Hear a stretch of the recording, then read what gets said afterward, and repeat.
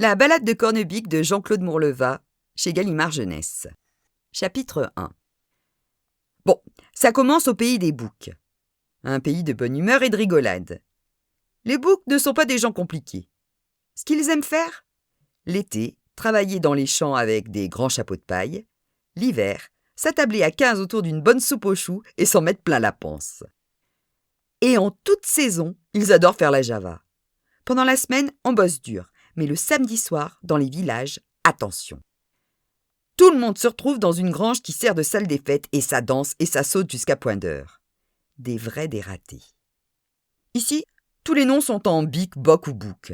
On s'appelle borne-bic, bic en borne, saute en bic, bic-fer, porte-boc, planche-bic, bouc en barre, archiboc, del-bic, del-bouc, bic-passe, farche-boc, tourne-bic, etc. Pour les dames et les demoiselles, vous mettez biquette, bicoune ou bicounette. Et c'est bon, ça donne borne-biquette, blanche-bicoune, barbicounette, etc. Celui qui nous intéresse s'appelle Cornebique. Il est musicien. On l'a su dès l'instant où il a pu tenir son premier banjo contre son ventre. Inutile de lui enseigner les notes. Il écoute une fois et il joue. Juste. Il a appris par cœur plus de 150 chansons. Des tranquilles, des endiablées, de tout. Vous lui donnez le titre ou la première phrase et il vous la chante jusqu'au bout. Sa préférée, c'est une ballade. So long, it's been good to know you. Ça veut dire adieu et content de vous avoir connu ou quelque chose comme ça. Celle-là, il la chante en fin de soirée, quand les danseurs sont épuisés à force d'avoir bondi comme des haricots sauteurs du Mexique, quand les chanteurs n'arrivent plus à pioler et quand la bière a rendu les cervelles brumeuses. La mélodie est lente et plutôt mélancolique. « Allez, dit Cornebique, perché sur une botte de paille. Mon camarade et moi, on vous fait encore so long. Pour finir, et tout le monde au plumard. » Le camarade en question, c'est Bic en borne. Il joue de l'harmonica et chante la deuxième voix quand il y en a une. Ces deux-là sont inséparables depuis leur naissance. Ils ont avalé la même bouillie, chapardé les mêmes cerises, troué leurs culottes sur les mêmes bancs d'école et surtout fait la même musique. Et puis ils sont devenus grands ensemble, d'un seul coup. Deux vrais boucs avec la barbiche au menton et les deux belles cornes torsadées bien à leur place. Surtout Cornebique, qui est très long et tout en os. « Regardez-moi ce grand démanché !» sourient les gens quand il passe. « Il sait plus quoi faire de ses bras !» Ceux et celles de leur âge se sont mariés, les uns après les autres. Eux, non. « Alors, Cornebique !» le taquinent les vieilles commères. « Tu t'en choisis une de fiancée ? Elles vont toutes te passer sous le nez !» Cornebique laisse dire. Il se moque bien de leurs réflexions. Il leur réserve une drôle de surprise. Un chien de sa chienne. Sa surprise, c'est une petite biquette jolie comme un cœur. Elle est arrivée dans le pays 2 ans plus tôt. « Drôlement mignonne, la nouvelle !» ont soufflé tous les gars. « Oui, pas mal !» a bredouillé Cornebique, cramoisi quand on lui a demandé son avis. Parce qu'il en est dingue, le malheureux. Dès qu'il la voit, il en a les cornes qui se font des nœuds. Il avale de travers, il ne sait plus comment il s'appelle. Leurs regards se sont croisés 5 secondes, pas davantage. Mais c'est plus que suffisant pour se dire l'essentiel. Je te plais, tu me plais. Dans les yeux noirs de Cornebiquette, elle s'appelle Cornebiquette en plus. Il y a des petites étoiles dorées. Ou bien peut-être qu'il n'y en a pas. Peut-être qu'elles sont seulement dans le cœur de Cornebique, les étoiles dorées. Peut-être qu'il les invente parce qu'il est amoureux d'elle. Elle aussi est amoureuse de lui. Ça se voit bien. Elle ne le regarde presque jamais. Quand ils sont en bande, elle parle à tous les autres sauf à lui. C'est pas une preuve, ça? Les mois passent sans qu'il ose lui avouer son amour. Les saisons, les années. Il n'a pas peur qu'elle lui dise non. Pas du tout. Il a peur qu'elle lui dise oui. Quand il y pense, tout en lui s'emballe et s'affole. La fumée lui sort par les trous de nez. Il entend des cloches, alors il patiente. Après tout, ils ont le temps. Jusqu'à cet après-midi-là, vers la fin de l'été. Il est en train de cercler la roue d'une charrette dans le hangar de son cousin. Elle s'avance vers lui, hésitante. « Salut, Cornebique, je te dérange ?» Il échappe les outils, se heurte la tête à la ridelle, boum. « Non, pas du tout, je réparais juste la charrette de la roue. Je veux dire, la roue de la charrette. »« J'ai besoin de te parler. C'est pour quelque chose d'important. »« D'important ? » ?»« Oui, si tu veux. Je te le dirai demain matin au lavoir vers 9h. Il n'y aura personne là-bas. Nous serons tranquilles. Les lavandières viennent plus tard. »« D'accord, j'y serai. » Elle lui sourit. « À demain, Cornebique. »« À demain, Cornebiquette. » Elle s'en va.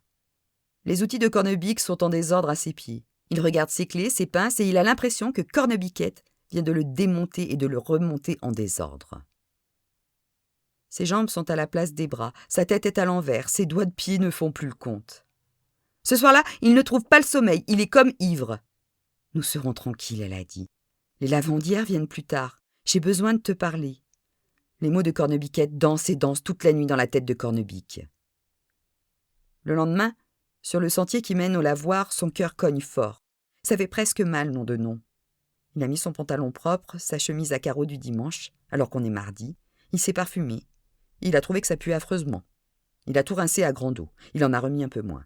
Il a coiffé sa barbe, l'a décoiffée, recoiffée. Il a fait briller ses cornes à la cire. Il imagine ce qui va arriver dans quelques instants, puis les jours qui suivront, les semaines, les années. Voilà comment il voit ça, Cornebique en imagination. Elle est en avance au lavoir et l'attend sagement assise sur la pierre plate. Derrière elle, un vieux mur envahi par le lierre. Elle lui sourit, lui fait signe de prendre place à côté d'elle. Ils se touchent presque. On entend l'eau fraîche qui clapote. « Merci d'être venu. J'avais peur que tu ne viennes pas. » Qu'il ne vienne pas, elle en a de bonnes Cornebiquette. Il serait venu sur les mains, oui, à cloche-pied, à reculons, en sautant sur le derrière. Elle hésite à parler. Elle fait tourner une brindille entre ses doigts. Il attend. Elle se décide. « Voilà, Cornebique, je suis amoureuse. »« Ah ? Et de qui ? » ?»« De toi, bien sûr. Ne fais pas l'imbécile, tu le sais bien. »« Oui, non, depuis le premier jour où je t'ai vu. Il y a 2 ans, quand je suis arrivée chez vous, le coup de foudre. Mais toi, tu ne m'aimes pas, bien sûr. C'est dommage. »« Oh que si, Cornebiquette, oh que si, moi aussi je t'aime tellement que... Il n'y a pas de mots pour le dire. En tout cas, je les connais pas, Dans les jours qui suivent, ils se retrouvent en secret, chaque matin, au lavoir. Ils y restent assis sous le lierre à s'embrasser et à faire des projets.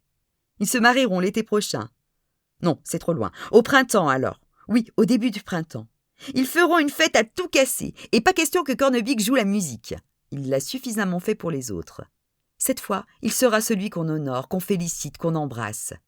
Cornebiquette, son grand amour, sera à ses côtés, tout sourire, les joues un peu brillantes d'avoir bu un demi-verre de vin rosé. Ils auront des enfants, bien entendu. 18. Oui. Ou plutôt 17. Non, 18 finalement. On décidera le moment venu. Il composera des chansons pour elle, il a déjà le titre pour la première. Little Stars. À cause des étoiles dans ses yeux. Voilà comment il voit les choses, Cornebique, en descendant le chemin. Et voici maintenant comment elles se passent en vrai. Elle est en avance au lavoir et l'attend, debout près de la grosse pierre. Elle lui sourit, le remercie d'être venu, le fait asseoir près d'elle sur la pierre. Voilà, Cornebique, je t'ai demandé de venir parce que... Il faut que je te dise que je suis amoureuse. Voilà. Ah ? Et de qui ? De Piquamborne. Ne fais pas l'imbécile, tu le sais bien. Ah ? Les morceaux de Cornebique, ceux qu'il avait presque réussi à remettre à leur place depuis la veille, ne s'éparpillent pas cette fois. C'est juste le cœur qui se déloge de sa poitrine et qui tombe tout seul dans l'herbe humide, à leurs pieds. Plof, il fait le cœur et il ne bouge plus. Non, je ne savais pas. Et tu l'aimes depuis longtemps ? Depuis le premier jour, il y a 2 ans, quand je suis arrivée chez vous, le coup de foudre. Ah ? Je n'ose pas lui dire. J'ai l'impression qu'il ne s'intéresse pas à moi. Il ne me trouve pas jolie, sans doute. Oh non, ne dis pas ça, au contraire. Tu es très jolie, je te jure, Cornebiquette, Il bafouille, les mots lui manquent. Elle renifle et continue. Alors, je m'étais dit, comme tu es son meilleur ami, que je pourrais lui parler. C'est ça. Oh, Cornebique, tu pourrais le faire pour moi. Je t'en serais reconnaissante toute ma vie. Elle lui prend les mains, les serre dans les siennes. Alors, il promet qu'il le fera. Et comment donc ? Elle se lève et s'en va. Lui reste là, assis. Il a l'impression qu'il pèse 12 tonnes et qu'il n'arrivera plus jamais à décoller ses fesses de cette fichue pierre plate.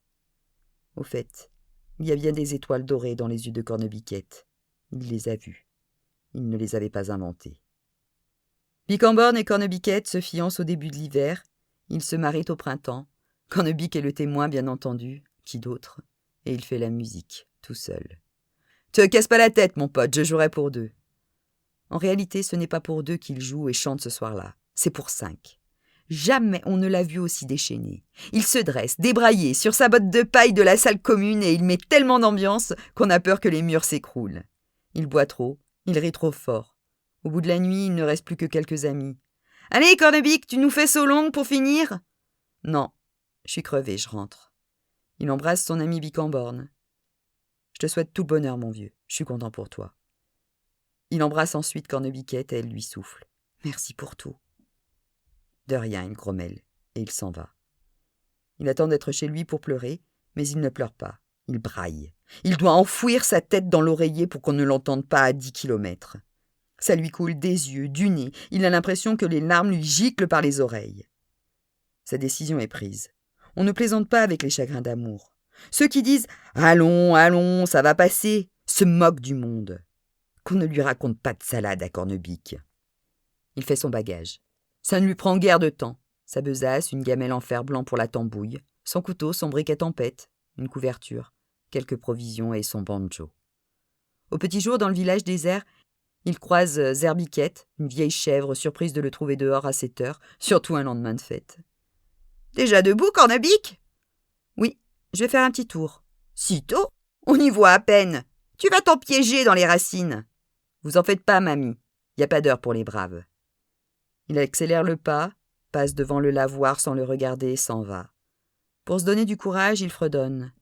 « So long it's been good to know you. So long it's been good to know you. » Salut tout le monde. Ravi de vous avoir connu. Et c'est parti, mon ami.